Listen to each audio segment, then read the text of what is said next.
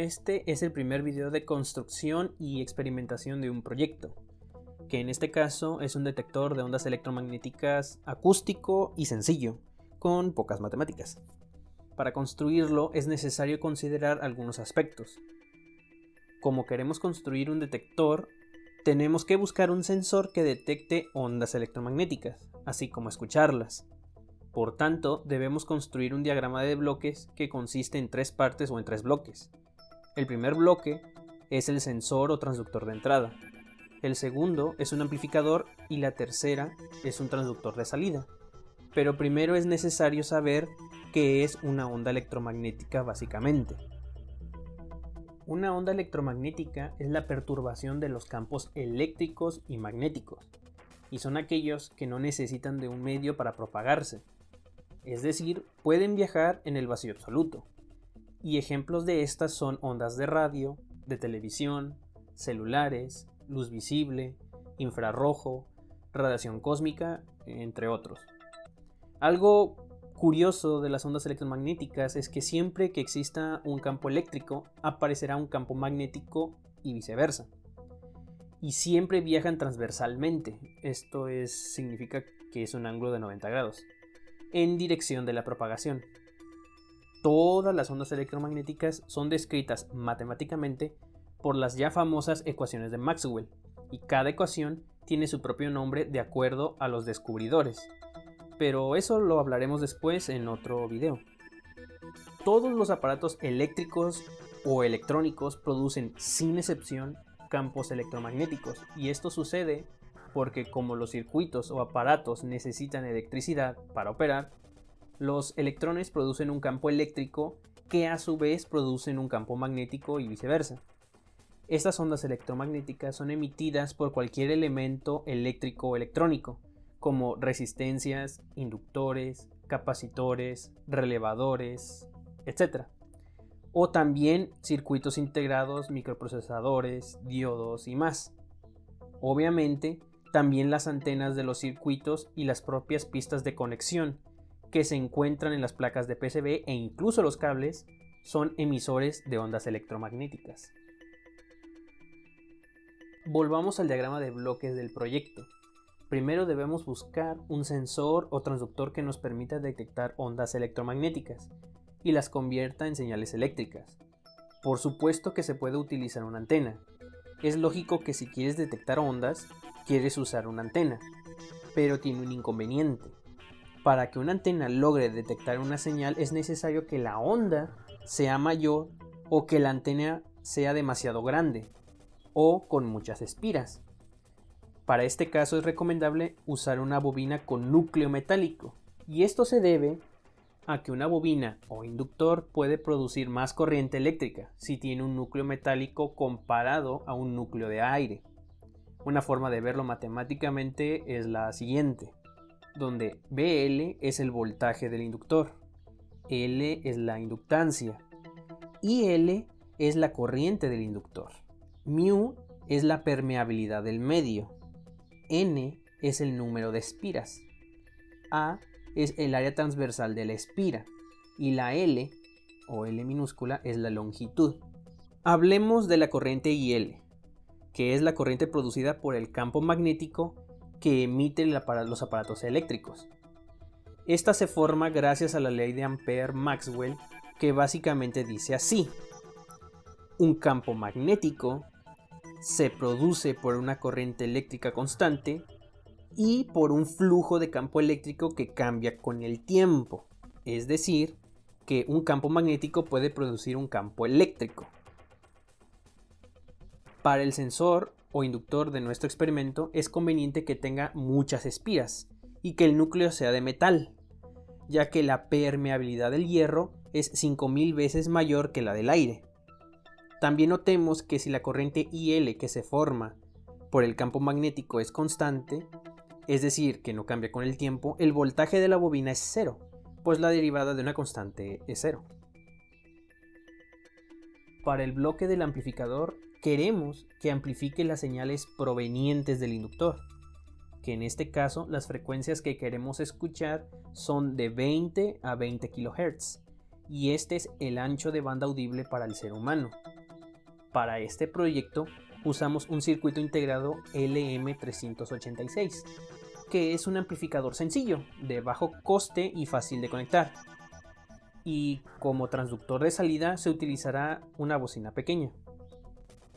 Para el diagrama esquemático del circuito necesitamos el preamplificador LM386, un capacitor de 4.7 microfaradios, una bocina pequeña y un inductor.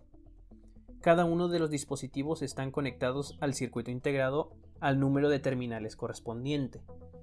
Cada número corresponde al número de terminal en el circuito integrado. El LM386 es un preamplificador de audio operacional. Tiene una entrada inversora y no inversora.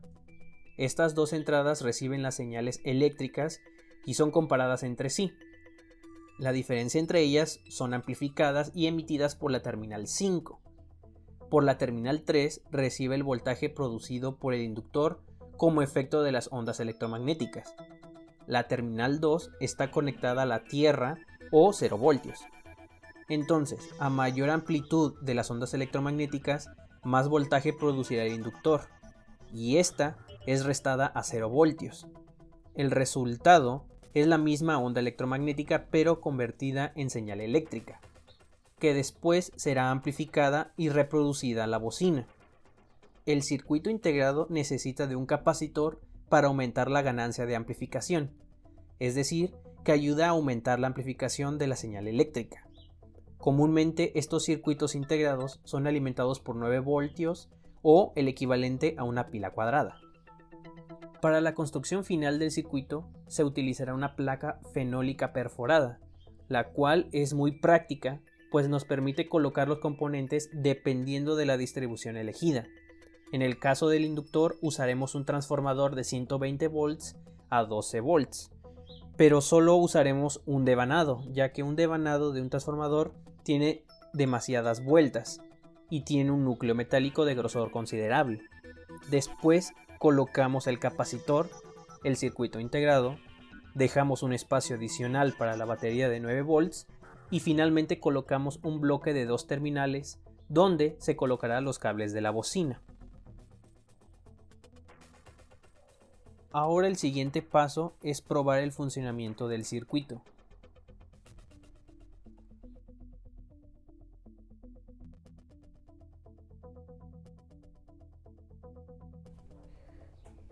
Este es el circuito final del detector de ondas electromagnéticas acústico.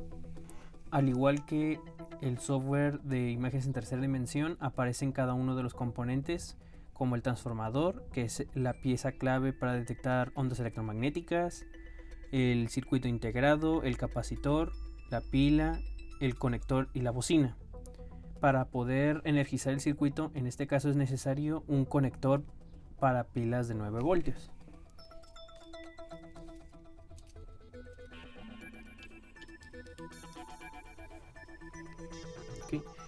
Entonces, por ahora no está detectando ninguna fuente de electromagnética cerca, entonces va a ser necesario acercar el transformador o bobina en este caso a alguna fuente de ondas electromagnéticas.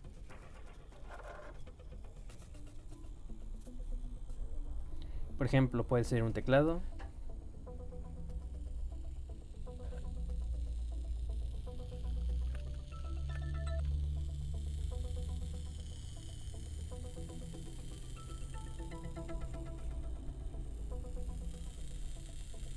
algún teclado de computadora,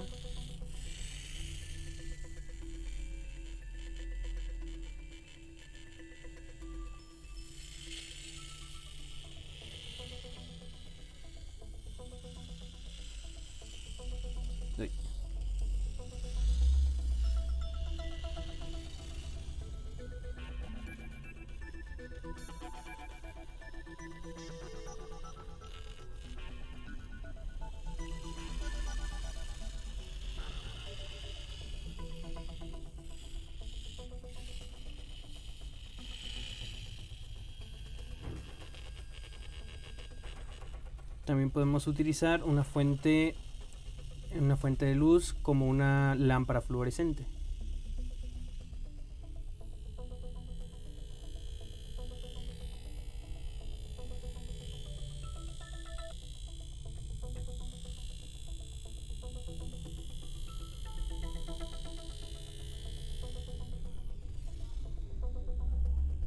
Bueno, finalmente este es un circuito sencillo de implementar, un sencillo circuito para construir, y pues sí, sería todo. Sin más por el momento me despido. Cualquier duda o comentario lo pueden poner en los comentarios del video, en los comentarios del canal, y de mi parte es todo. Hasta pronto.